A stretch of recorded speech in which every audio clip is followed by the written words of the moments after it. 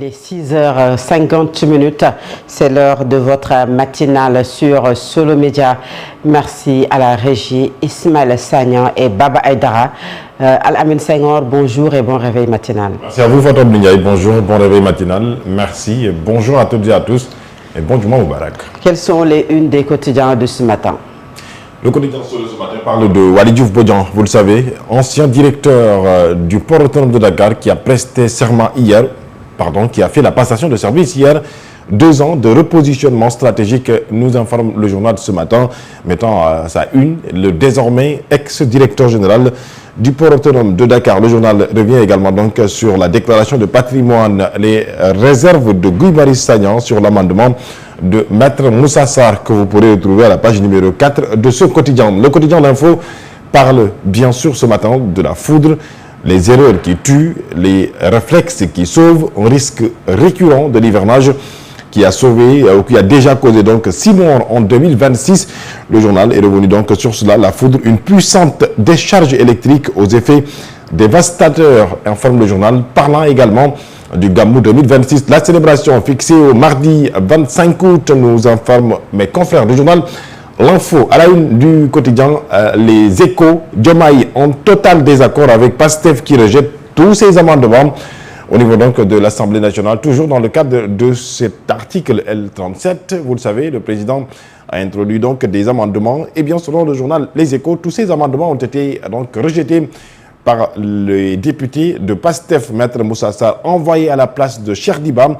Diomaye exige aussi le contrôle des crédits spéciaux de l'Assemblée nationale, de même que de la primature. Pastef refuse, informe toujours mes confrères du journal Les Échos, la définition des crédits spéciaux, les interdictions, le contrôle, les différents points de friction vers aujourd'hui l'évocation à nouveau du vote bloqué. Affiche le quotidien ce matin qui parle de la présidence du président de l'Assemblée, du président de la Fédération sénégalaise de football, Abdoulaye Fall, qui tient le successeur de Pape Thiaw, informe Les Échos. Le nouveau sélectionneur des Lions, connu mardi, la fédération va le présenter lors d'une conférence de presse au stade Léopold Sédar Senghor. Un grand mystère autour du futur coach, mais de grands noms circulent aujourd'hui, affiche le quotidien Les Échos. Au-delà du journal Les Échos, autre quotidien donc ce matin, eh bien sachez que par exemple le quotidien Enquête revient sur l'article 37 de la déclaration de patrimoine qui fait débat aujourd'hui au Sénégal. La partie des chèques de sérieuses menaces pèsent sur la procédure et font encourir aujourd'hui au texte la censure, informe le journal Enquête.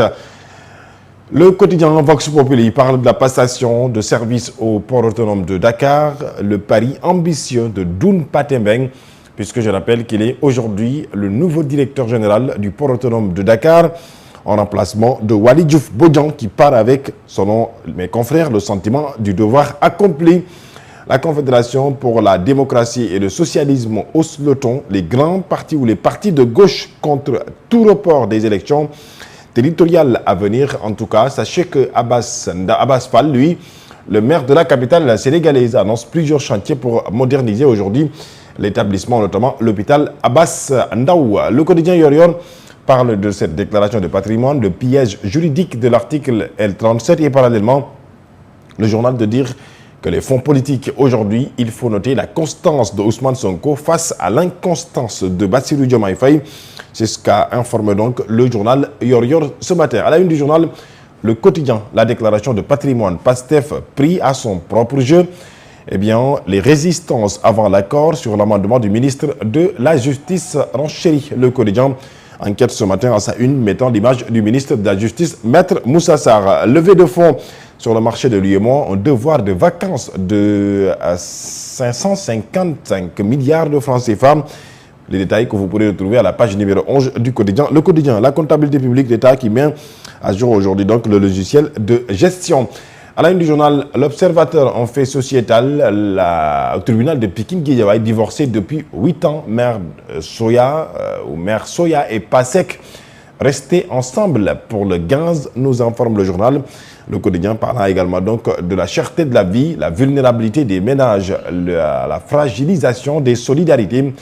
Le pays va mal, s'exclament mes confrères du journal L'Observateur.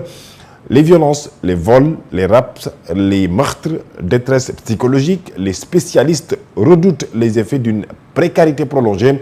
Le diagnostic alarmant du docteur Abdou Khadr Sanokho, il est sociologue et docteur, et de Babacar Diakhaté, lui également qui est psychologue, pour donc faire une étude de cette situation au Sénégal. Le quotidien Sud aujourd'hui parle de la mobilité urbaine pendant l'hivernage. Dakar, le calvaire des routes.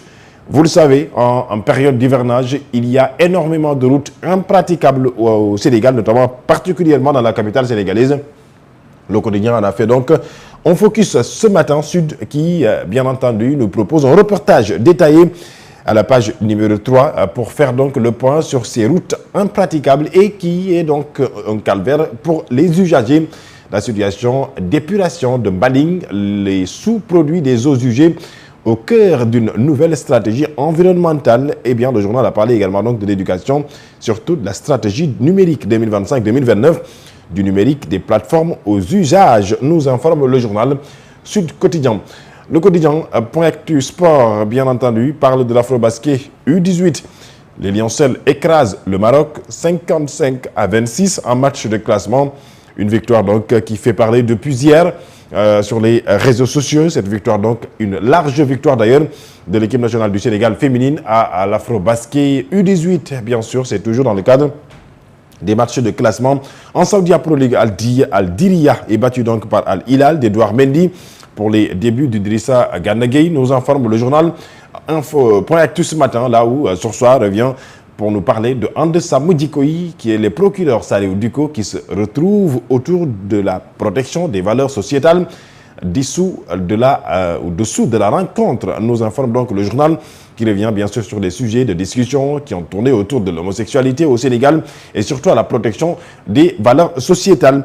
Le quotidien Point Actu parle de politique surtout, et au-delà de la politique, le quotidien est revenu sur l'OFNAC en quelque sorte. La conférence de presse de l'OFNAC, Birahim Seck, une absence, 1000 questions, dit le journal ce matin. Pourtant, il est vice-président de l'Office national de lutte contre la fraude et la corruption.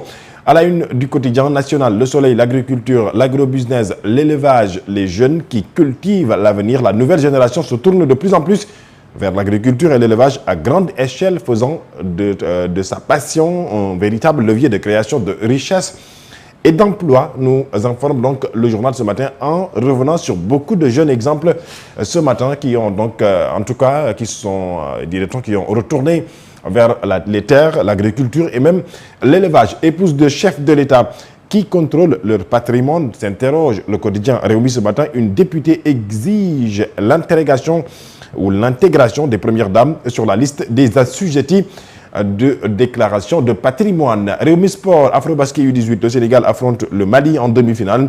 Oui, puisque les Lionceaux sont donc qualifiés. Le Sénégal a dominé Madagascar hier en quart de finale pour retrouver donc le Mali en demi-finale, informe le quotidien Le Dakarois Sportif. Eh bien, on a aperçu des quotidiens parus ce vendredi matin. Fatou Abdengaï. Merci beaucoup, Alamine Senghor. Tout de suite, c'est l'heure de la grande édition du matin.